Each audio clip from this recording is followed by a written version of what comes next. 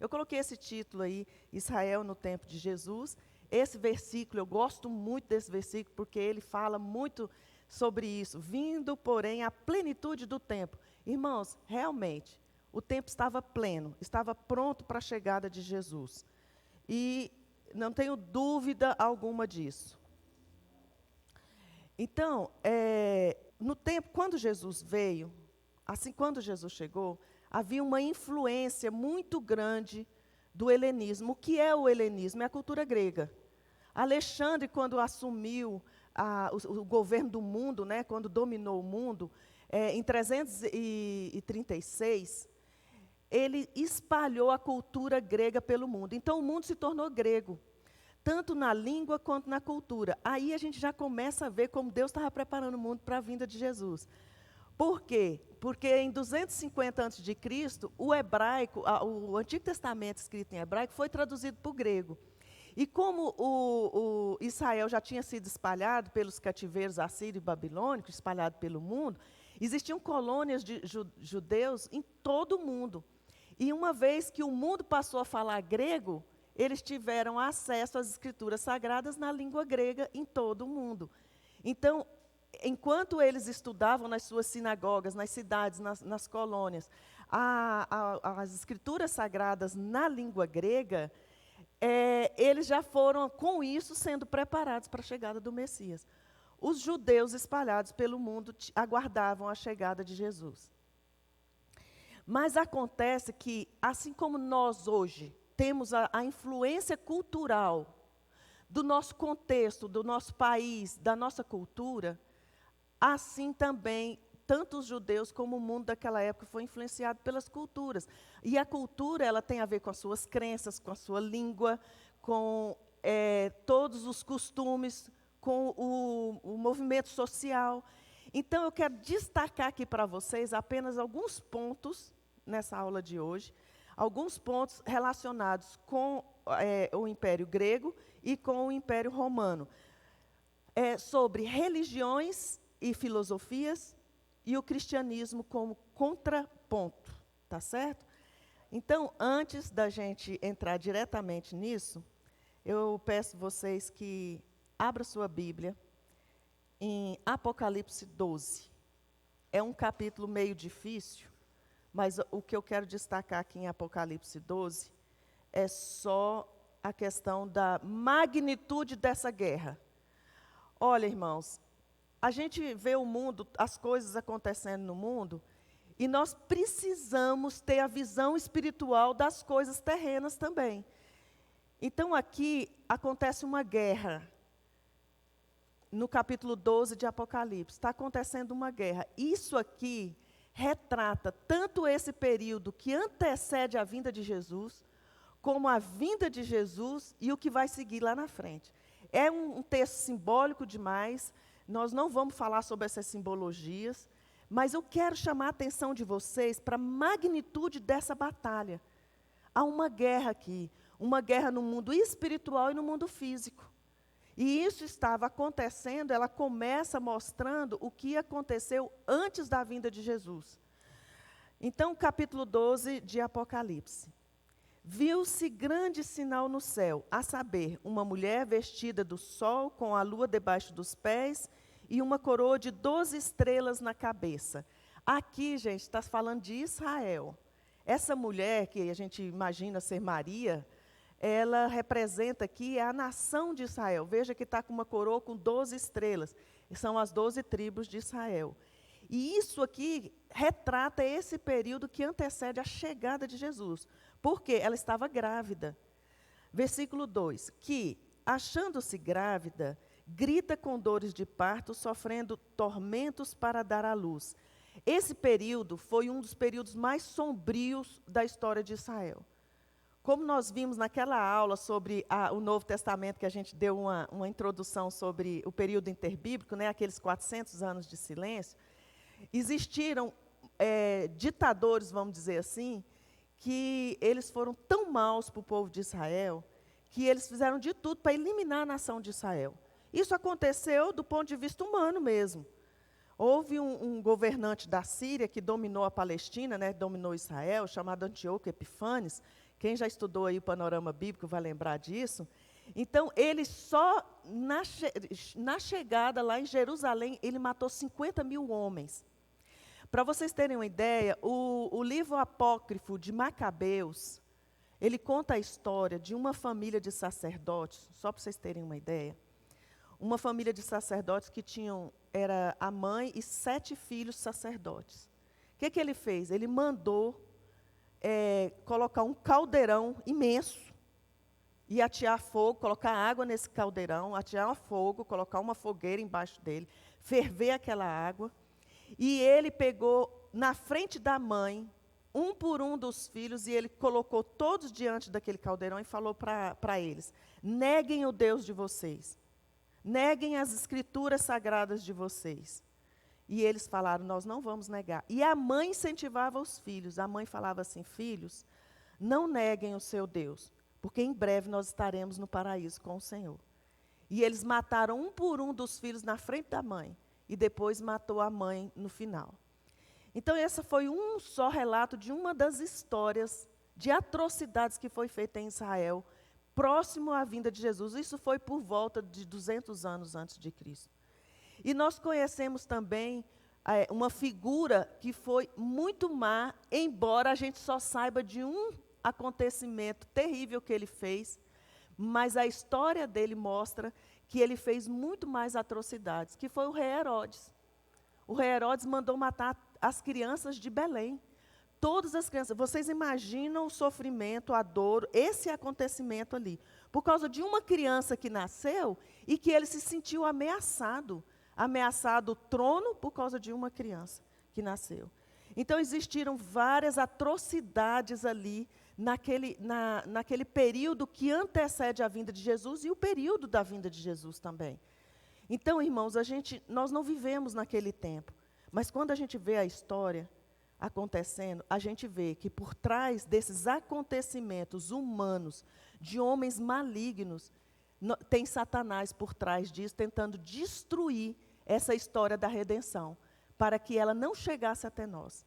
E ele continua fazendo isso hoje. Nós precisamos ficar atentos e termos esse discernimento espiritual para entender que o que está acontecendo nos nossos dias não são apenas acontecimentos políticos de homens corruptos, de homens ávidos por poder. Existe uma guerra espiritual. E aqui no capítulo 12 de Apocalipse, ele retrata uma guerra espiritual. E o que eu vejo aqui, irmãos, e chamo novamente a atenção de vocês, é para vocês verem a magnitude dessa guerra, porque ela não é pequena, e nós estamos dentro dela. Continuando aqui o texto, ele diz assim, no versículo 3, viu-se também outro sinal, e eis um dragão grande, ou seja, não é algo pequeno, vermelho, isso para dar medo, para dar terror, né? Com 7 cabeças, 10 chifres, e nas cabeças 7 diademas. Aqui nós não vamos entrar nisso aqui, mesmo porque eu nem tenho interesse nessas simbologias, mas na mensagem que esse texto está querendo trazer para nós. A sua cauda arrastava a terça parte das estrelas do céu. Veja a magnitude disso aqui. As quais lançou para a terra. E o dragão se deteve em frente da mulher que estava para dar à luz, a fim de lhe devorar o filho quando nascesse. Lembra o que Herodes que fez? Herodes tentou matar a criança, eles tiveram que fugir para o Egito. E ele mandou matar todas as crianças de Belém. Só que Herodes fez muito mais atrocidades do que essas que foram relatadas ali na Bíblia. Se você for estudar a história de Herodes, você vai ficar impressionado. Dele matar os próprios filhos e a esposa, porque ele achava que no lugar dele, no trono, não cabia outras pessoas a não ser ele. Até na hora da sua morte, ele mandou edificar um monumento em homenagem a ele para divinizá-lo. Então, foi um homem muito perverso. Então, aqui termina o versículo 4, né? O dragão se deteve em frente à mulher que estava para dar à luz, a fim de lhe devorar o filho quando nascesse. Nasceu-lhe, pois, um filho varão, que há de reger todas as nações com cetro de ferro. E o seu filho foi arrebatado para o céu até o seu trono. Veja, Jesus nasceu, morreu, ressuscitou e subiu aos céus. Agora Jesus governa. Ou seja, existe uma guerra aqui, uma guerra tremenda, enorme, que nós não conseguimos dimensionar, porque a nossa mente é limitada, mas uma coisa é certa, irmãos. Por mais que esse dragão, que a gente sabe que é Satanás, por mais que ele tenha poder, e ele tem poder, ele pode ter mais poder do que nós, mas ele jamais tem maior poder do que o nosso Deus, que rege todas as coisas, que governa, que é soberano sobre tudo. E esse Deus, que é maior do que tudo, porque Satanás foi criado, ele não é um ser como Deus, ele não se compara. E o Alcides gosta de dizer isso, né? Ele gosta de mostrar assim, que é como se ele fosse uma formiguinha que Deus quiser só faz assim, bate, pisa ali, esmaga. Nós temos que entender que esse Deus glorioso, grandioso, majestoso, excepcional, é o nosso Deus, é o que habita o seu coração e o meu. E nós não podemos nos esquecer disso. Porque, irmãos, uma das coisas que o diabo tenta fazer é intimidar a igreja. É nos deixar encurvados. Não curve a sua cabeça diante dos problemas, porque o seu Deus é extraordinariamente grande. E muito maior, não tem para o diabo, não tem para o inferno todo junto, somado. Então entenda que Deus é maior. Toda a influência do mal na sociedade, ela não pode chegar ao seu coração e à sua mente.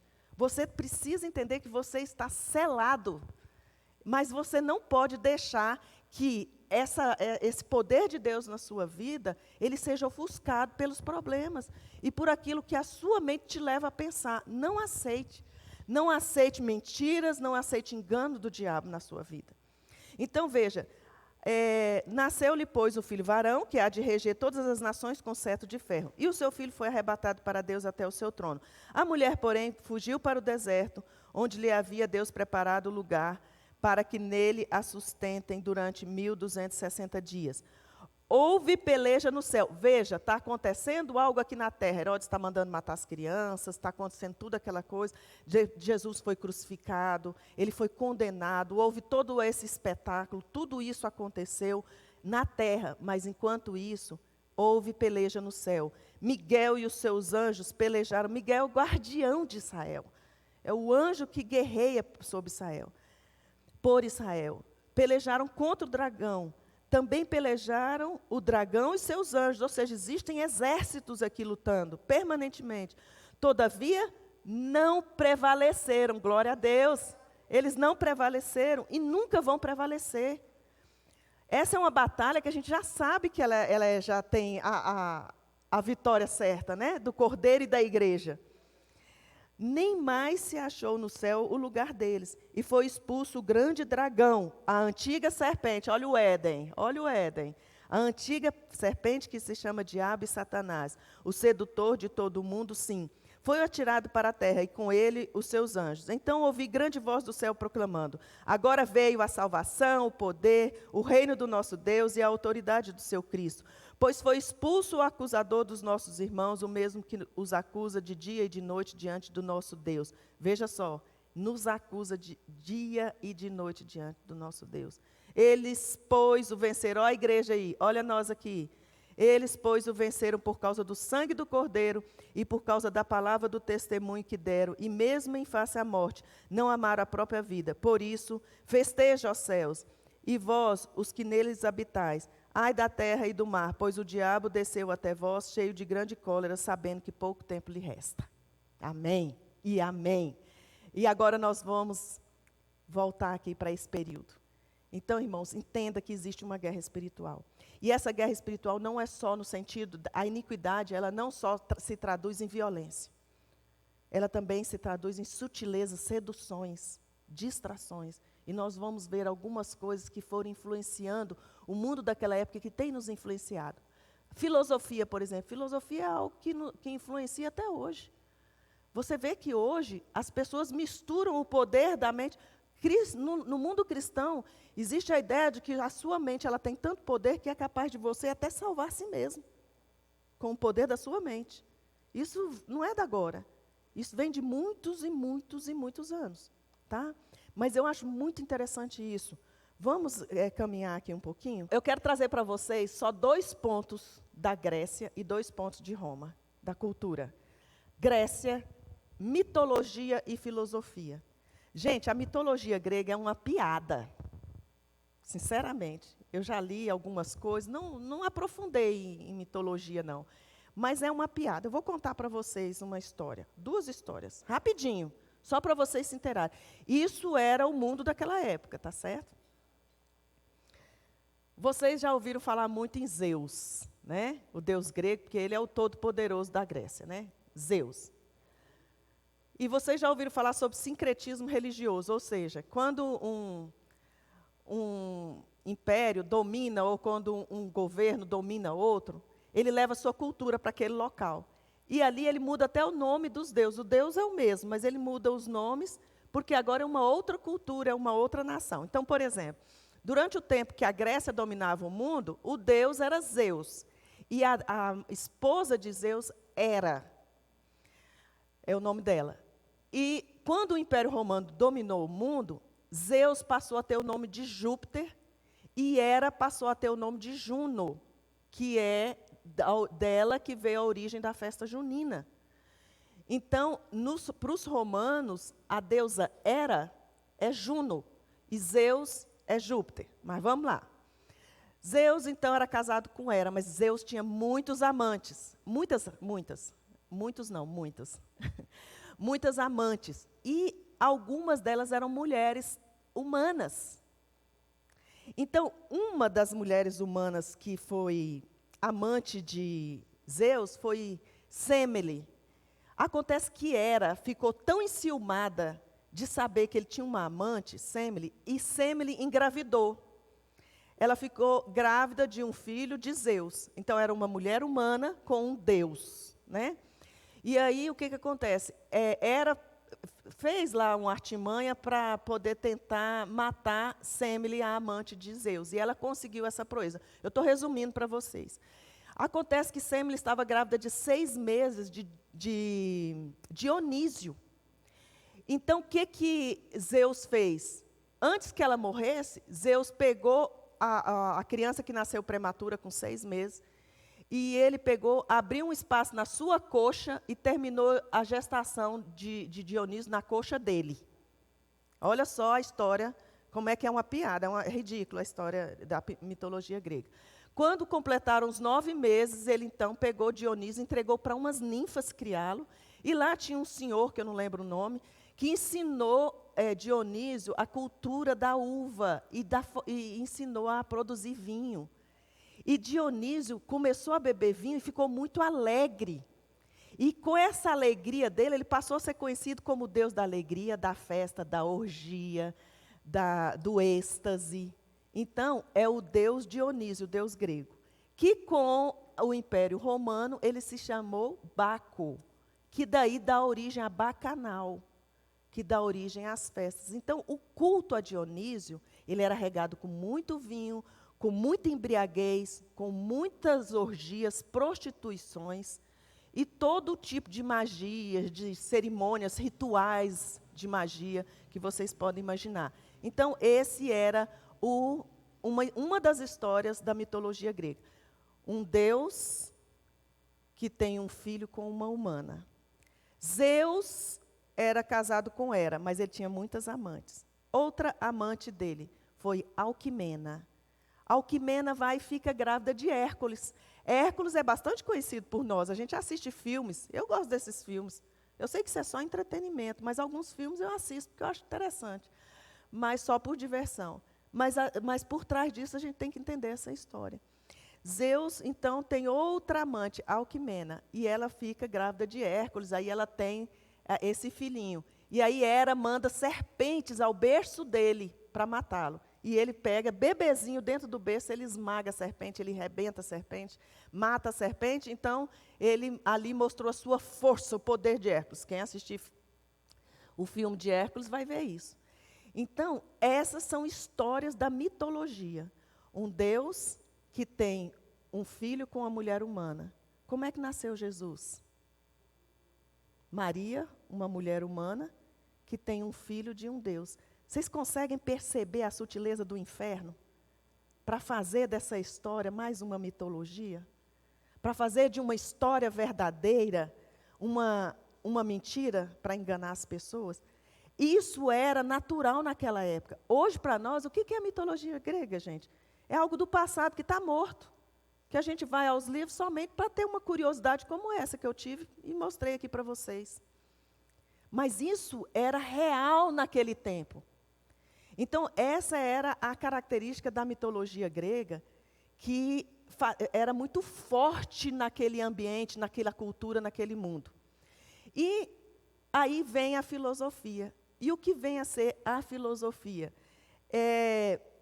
Olha só, por que surgiu a filosofia? Os pensadores começaram a refletir sobre as crueldades, os adultérios, as traições, as guerras e as mentiras atribuídas aos deuses. Então, ou seja, eles começaram a combater isso aí. Espera aí, como que você tem um Deus como esse? Zeus, o Deus Todo-Poderoso, que cheio de amantes, isso é referência de um Deus para nós? Que mata, que destrói, que pratica todo tipo de crueldade. Então, os filósofos começaram a questionar isso. E aí começaram a adquirir conhecimento da vida e de muitas outras coisas. Então, qual era a ideia dos filósofos? Entender qual é o sentido verdadeiro da nossa existência, não através da mitologia, não através da religiosidade, mas através do saber, do conhecimento. Então, você adquire a sua salvação, você adquire uma sociedade justa, que exerce justiça, através do conhecimento. Quanto mais conhecimento você adquirir, mais sábio você será, mais justo você será. Porque o conhecimento vai levar você a praticar a justiça. E você vai conseguir, por você mesmo, um nível de humanidade tão alto, que você se tornará um ser perfeito. Ou seja, existe uma divindade dentro de você. Você é um ser divino. Platão diz que todo homem já nasce perfeito, ele só não sabe disso. Ele precisa desenvolver isso através do conhecimento. Ele acreditava, em sua República de Platão, que as sociedades elas só serão justas à medida que o homem adquirir o conhecimento. Aí, gente, vamos lá para aquele versículo que Jesus diz assim: e conhecereis a verdade vos libertará. Tem gente que usa esse versículo para apontar para o conhecimento. Mas Jesus não disse que é o conhecimento que nos liberta. É o conhecimento da verdade. E Ele é a verdade. Reparem na sutileza que existe aí. Não é o simples conhecimento. Conhecer não vai levar ninguém à salvação. O conhecimento não vai levar uma sociedade a ser justa. O que faz uma sociedade ser justa é conhecer o único que pode justificar uma sociedade. É aquele que morreu na cruz e derramou o seu sangue para nos livrar de todo esse engano, de toda essa mentira que Satanás vem colocando na humanidade ao longo de todos esses anos. Então, vocês reparem como hoje existe muito essa ideia sutil de que você mesmo por você conheça o seu potencial. Não duvido, não estou aqui desprezando que cada um de nós tem o seu valor e o seu potencial. Mas a gente precisa tomar muito cuidado, porque não existe mudança na sociedade. Não existe mudança, transformação de vida sem Jesus. Não existe. Jesus é o único que pode transformar a nossa vida. Jesus é o único que pode levar a verdadeira justiça, que é o padrão de Deus. E só a igreja detém esse conhecimento. E se nós não compreendermos isso, essa geração vai passar perdida. Nós estamos aqui para fazer essa mudança. Então, o povo daquela época, principalmente o povo de Israel, quando Jesus chegou, eles eram influenciados por esse tipo de pensamento. Eles eram influenciados demais por esse tipo de situação. Então, os filósofos, eles começaram a combater esse sistema grosseiro da mitologia. Só que vamos mais para frente. Olha só, o que Xenofontes falou no século VI a.C. Pela tradição, há muitos deuses, mas pela natureza só um. Eles começaram a entender algumas coisas. Existe um Deus, o maior entre deuses e homens, que não tem nem aparência dos mortais, nem pensa como eles.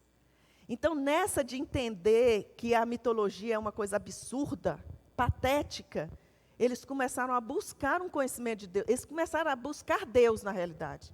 não é conhecer a Deus, eles queriam adquirir conhecimento. Mas nisso eles foram percebendo que a existência de um ser superior que vai muito além daquela mitologia que eles estavam acostumados. Olha, os filósofos, o que eles fizeram? Eles combateram o grosseiro politeísmo das massas, falavam livremente em casa e ao ar livre. Platão foi o que mais atacou os deuses. Olha só, essa ideia de falavam livremente em casa e ao ar livre deu uma abertura para as pessoas falarem o que pensam e o que creem. Foi por isso que Paulo teve toda a liberdade de falar lá no Areópago. Paulo, quando esteve em Atenas, que ele caminhava por lá e ele viu, ele foi chamado pelos filósofos, pelos epicureus e estoicos, para falar as ideias dele. Então, eles começaram a desenvolver pensamentos, filosofias, ideias. Tudo que as pessoas achavam, pensavam, elas tinham direito de falar. E assim eles foram adquirindo maior conhecimento, principalmente da filosofia. Só que tem uma coisa. Começou a busca pela verdade sobre a origem de tudo, a existência de Deus, o bem e o mal, o sentido da vida, gente. Não é da agora que o homem busca o sentido da vida. Por que eu existo? Por que eu nasci? O ser humano tem isso desde que ele começa a entender que ele é uma pessoa, que ele é um ser humano. Só que a filosofia não trouxe essa resposta. Então, a Grécia veio com toda a sua cultura, mas ela não trouxe a resposta que o homem procura. Mas foi assim no contexto de Jesus. Qual foi a maior contribuição dos gregos? A contribuição deles, a maior, foi a intelectual. Havia um desespero existencial. O homem era Deus, o ideal humano, divinização do homem. Ou seja, gente, eu não coloquei aqui porque ia poder chocar, porque dentro de uma igreja não é bom a gente colocar isso aqui. Mas vocês já viram as estátuas dos atletas gregos? As imagens? Eles estão como? Eles estão vestidos de Adidas, Olimpos? Não, eles estão nus. Porque a ideia era essa. O homem ele é tão perfeito, ele era tão perfeito. Os Jogos Olímpicos eram todos praticados, os homens praticavam o esporte, eles competiam completamente nus, para mostrar a beleza do ser humano, do corpo humano, e para mostrar como ele era divino. Então, essa era a ideia, isso era inculcado na mente das pessoas, da sociedade. Só que, mesmo assim, isso trouxe um desespero existencial. Por quê? Porque eles não encontravam resposta, e não vão encontrar. Roma, como é que era Roma? Roma tinha dois aspectos, duas características de Roma que destacam demais, e a gente conhece muito, principalmente nos filmes. Licenciosidade e as religiões de mistério. Isso era uma característica de Roma, e isso era muito forte no tempo de Jesus, lá em Israel. Licenciosidade. A gente assiste os filmes de Roma, a gente vê aquelas orgias, aquelas festas, principalmente aqueles filmes que mostra Nero, que Nero era lunático mesmo, ele era louco mesmo. Muita luxúria, muita prostituição, muitas bebidas, então era aquela festa promíscua. A decadência de Roma era algo tão grande, tão profundo, irmãos, que isso os historiadores concordam entre si, que o que acabou com o Império Romano não foi a invasão dos bárbaros, foi ele mesmo que ruiu moralmente. Roma, ela se autodestruiu, tamanha era a imoralidade de Roma. Para vocês terem uma ideia, fazia parte do treinamento militar dos exércitos a prática do homossexualismo. Porque eles iam para as guerras e ficavam anos longe de casa, muitos anos. Então, ali eles praticavam o homossexualismo para se satisfazer enquanto estavam longe de suas esposas. E a mesma coisa acontecia com as esposas enquanto ficavam em casa esperando seus esposos. E as jovens e tudo. Era uma licenciosidade, era uma promiscuidade, assim, impressionante. Agora, vocês reparem. Sabe quando a gente imagina assim, o cálice da iniquidade transbordando? Jesus precisava vir. E foi o que aconteceu. Jesus veio bem nessa hora. Por isso que eu coloquei ali, o cristianismo veio como contraponto. Uma outra coisa sobre Roma, que não está aqui, que eu não coloquei aqui, mas eu quero destacar para vocês, é o seguinte. É a superioridade do homem também. O romano, ele não podia, um cidadão romano, ele não podia demonstrar fraqueza diante de ninguém. Especialmente diante da esposa. Por isso que, para ser um cidadão romano, ele tinha que ou comprar a cidadania, ou ter nascido em Roma, ou ser herdado por algum parente, que foi o caso de Paulo. Mas o cidadão romano, ele era considerado um homem superior. Então, ele não podia mostrar fraqueza. Paulo, um cidadão romano, se converte e fala assim, eu sou fraco. Porque quando eu sou fraco, aí é que sou forte. Eu sou o pior dos pecadores. Isso para o romano era uma afronta. Um romano dizer isso. Mas você repara o que o evangelho não faz na vida de uma pessoa. Ele coloca você no lugar que você deve ficar. Ele mostra quem você é. E Paulo teve isso, Paulo reconheceu isso. E Paulo virou o mundo daquela época de ponta cabeça, porque a mensagem do cristianismo, a mensagem do evangelho é totalmente contrária à cultura que aquele povo estava acostumado a entender, a viver e a absorver aquilo ali. Então, eu não sou nada. Eu não tenho essa força. A minha força vem do Senhor. Pelo contrário, quando sou fraco é que sou forte, porque a força vem de Deus. Então, o cidadão romano, ele não podia demonstrar fraqueza, porque ele era um ser superior. E eu vou mostrar uma foto para vocês daqui a pouco sobre isso, só para vocês entenderem. Então, qual era a prática deles? Magias, sacrifícios de animais, sacrifícios humanos, orgia e prostituição. Como aqui só tem adultos, eu vou dizer para vocês, sugerir. Tem uma série chamada Roma. Eu digo que só tem adultos porque ela é muito pesada mesmo. Mas quando eu fiz a pós-graduação em cristianismo antigo, eu tive um professor que era doutor em Roma, e ele, quando deu essa aula para a gente, ele falou assim, você quer saber o que era Roma? Assista a série Roma. Ela retrata Roma como era. Ali você tem que ter estômago e sangue de barata para assistir esse seriado. De todo tipo de promiscuidade, crueldade, violência, tem ali. Mas isso foi num mundo desse que Jesus veio. E esse professor meu que falou isso, ele falou assim, o cristianismo veio como contraponto, porque o cristianismo veio e mostrou que tudo aquilo estava errado, que não era por ali que a vida caminha. Então, é muito interessante. Era uma religião fria e sem ética, servia como válvula de escape para os sentimentos emocionais do povo. Veja só, o que eles prometiam? Prometiam dar um jeito no sentimento de culpa. Roma era isso. A busca pela segurança e imortalidade era maior que o desejo por pureza. Então, para isso, o que eles faziam? Eles despertavam nas pessoas o desejo de união com Deus libertador. E essa união com esse Deus libertador oferecendo sacrifício, mesmo que seja sacrifício humano. Então, era o seguinte, eu tenho que me aproximar desse Deus libertador, para ser liberto dos meus pecados e do sentimento de culpa. Nesse seriado Roma mesmo, tem uma mulher que ela manda matar o marido da filha para poder casar, para poder pegar a filha e casar com um senador romano, por causa do status, por causa do poder. Uma menina de 20 e poucos anos com um senador de 70, vamos dizer assim. E ela manda matar. Então, para ela não ficar se sentindo culpada, ela faz um sacrifício à altura do pecado dela. Então, ela põe uma grade, aparece lá uma grade enorme com um boi, e ela entra debaixo dessa grade, eles matam o boi e ela despejam o sangue do boi todo nela. Ela toma um banho com todo aquele sangue e tal, dali ela está limpa do seu pecado e assim continua a vida. E é assim que eles estavam acostumados, ou seja, você tem como pagar os seus pecados. Vejam como todas essas coisas contribuíram para afastar as pessoas do verdadeiro sentido da salvação, que é em Jesus. E isso tudo, gente, influenciava a nação de Israel. O povo estava totalmente perdido quando Jesus chegou. Porque os sacerdotes, que eram a liderança religiosa de Israel, que deveriam orientar o povo na palavra, eles não orientavam o povo. E nas sinagogas, os escribas que ensinavam as escrituras sagradas, estavam mais preocupados em cumprir a lei, em rituais, do que em levar as pessoas a esperar o Messias e a entender que a salvação é pela fé. Estavam completamente perdidos.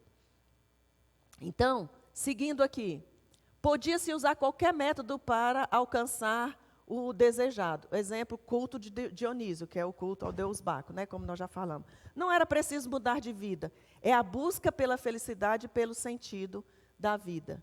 Mas os romanos não encontraram a resposta. Qual foi a maior contribuição dos romanos? Olha só essa foto. Essa foto aí é de César com um homem ao lado dele. Para mostrar que César era Deus. Essa é a ideia. sabe? A grandiosidade do imperador como um Deus. Maior contribuição de Roma foi a contribuição política. Havia um desespero existencial. O homem era Deus, César. Crios, que era Deus, o Senhor. Então, essa era a ideia de Roma impregnada. Só que eles também não tiveram, né, a resposta. Agora, lá no meio disso tudo, do mundo romano, que era um mundo enorme, de um alcance tremendo, que vai da Ásia para a Europa, tinha os judeus naquela pequena faixa de terra. E quem eram os judeus? Eles eram os receptáculos da verdadeira revelação especial de Deus. Tinham a mais alta concepção de Deus conhecida entre os homens. Tinham o mais alto ideal de vida moral que se conhecia, resultante dessa concepção de Deus. Somente a nação de Israel, que tinha as Escrituras Sagradas, podia oferecer algo para o mundo, que realmente pudesse trazer a transformação.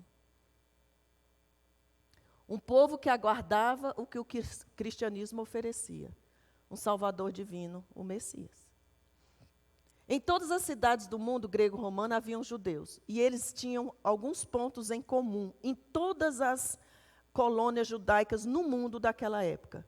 A crença em um só Deus, uma lei moral muito elevada e a esperança de um Salvador. Maior contribuição dos judeus? Contribuição espiritual. Havia uma esperança messiânica. Resposta ao desespero dos gregos e dos romanos. Deus é o centro de todas as coisas. Tirei isso de um livro.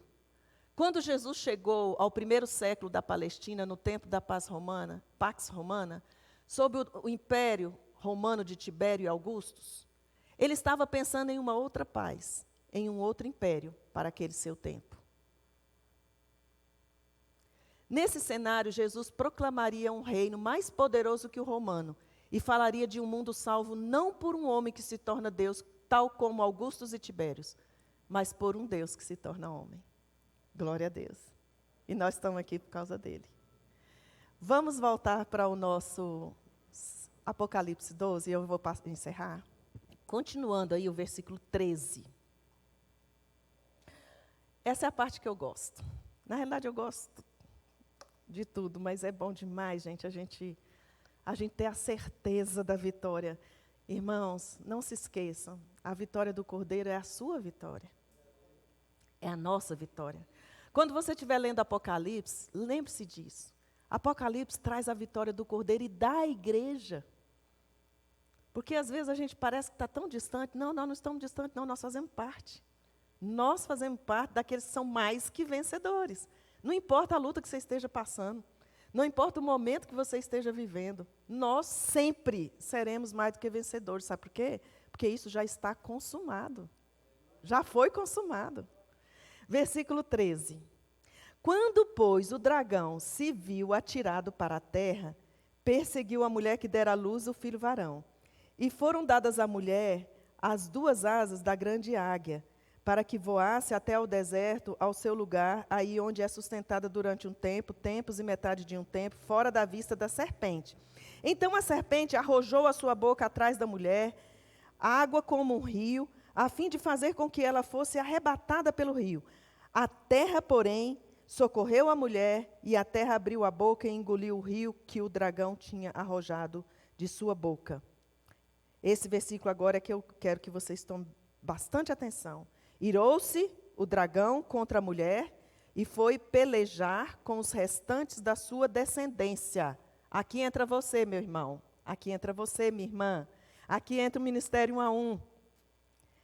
Os que guardam os mandamentos de Deus e têm o testemunho de Jesus, e se pôs em pé sobre a areia do mar. Os que guardam os mandamentos de Deus e têm o testemunho de Jesus.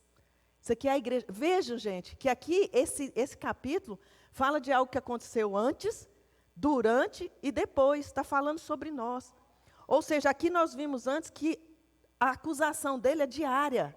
Dia e noite ele nos acusa diante de Deus. Ele fica lá diante de Deus falando assim, a Alzirene? Oh Deus, a Alzirene, não, ela disse que te ama, mas por que ela fez isso e aquilo? Não, você continua amando o Senhor, independente daquilo que você faz. Porque você é filha dele. Mas o diabo fica lá, Senhor, ó sua filha. E fica tentando falar para você assim, você acredita nesse Deus? Por que ele não responde a sua oração do jeito que você pede? Sabe? Essa é a sutileza dele. Mas aqui está dizendo assim, nós estamos vencendo e nós vamos vencer. Porque ele já foi derrotado, ele já foi destruído. Dos momentos da oração final de Jesus que eu amo também, João 17, abra sua Bíblia. João 17, deixa eu ver se eu acho aqui. Quando Jesus estava se despedindo, ele faz a sua última oração antes de morrer, né? Aqui, enquanto ele estava com os discípulos. E aí, ele vai orando pelos aqueles discípulos que estavam ali com ele, para que Deus desse força para eles, para que eles pudessem suportar toda a perseguição que eles iriam passar, todas as aflições que eles viriam passar. Mas aí, quando chega no versículo 20, Jesus vai e ora por você, meu irmão. E ele ora por mim. No versículo 20 ele diz assim, não rogo somente por estes, mas também por aqueles que vierem a crer em mim por intermédio da sua palavra, a fim de que todos sejam um, e como és tu, ó Pai, em mim e eu em ti, também sejam eles em nós, para que o mundo creia que tu me enviastes. Queridos, esse povo que viveu naquela época de Jesus, eles tiveram que passar por tudo o que eles passaram. Eles tiveram que acreditar em Jesus, que Jesus era o Filho de Deus, que veio de uma mulher, mas ele não era uma mitologia. Ele era o Deus verdadeiro, Deus que se encarnou. E é o nosso Salvador. Mas hoje nós vivemos num tempo em que as pessoas tentam acrescentar a isso algumas outras coisas. Da mesma forma que existiam aquelas magias, que existiam aqueles rituais, hoje nós vivemos num mundo cristão. Veja, nosso país é um país cristão. E no meio de um povo cristão, a gente vê coisas que são de origens pagãs e de origens como essa. Vou dar um exemplo para vocês. E é uma coisa que eu, às vezes, fico assim, assustada. Eu falo assim, como é que essa pessoa, que sendo um cristão, que conhece a palavra, faz isso? Mas eu vejo muitos crentes fazerem isso. Hoje que a gente se comunica muito aí pelas redes sociais, né? E principalmente o WhatsApp, de vez em quando eu recebo mensagem lá assim, faça essa oração aqui, leia essa oração 5 vezes e mande para mais 10 amigos seus. Você vai ver como vai mudar a sua vida. Isso é simpatia, gente. Aí é a tal da simpatia gospel, né? Isso tem muita gente que faz, sabe? Põe um versículo de Deus prometeu isso. Eu já ouvi gente falando que Deus prometeu algo que nem foi Deus que falou. Então, irmãos, a gente tem que tomar muito cuidado, porque essas coisas, elas têm influenciado a igreja.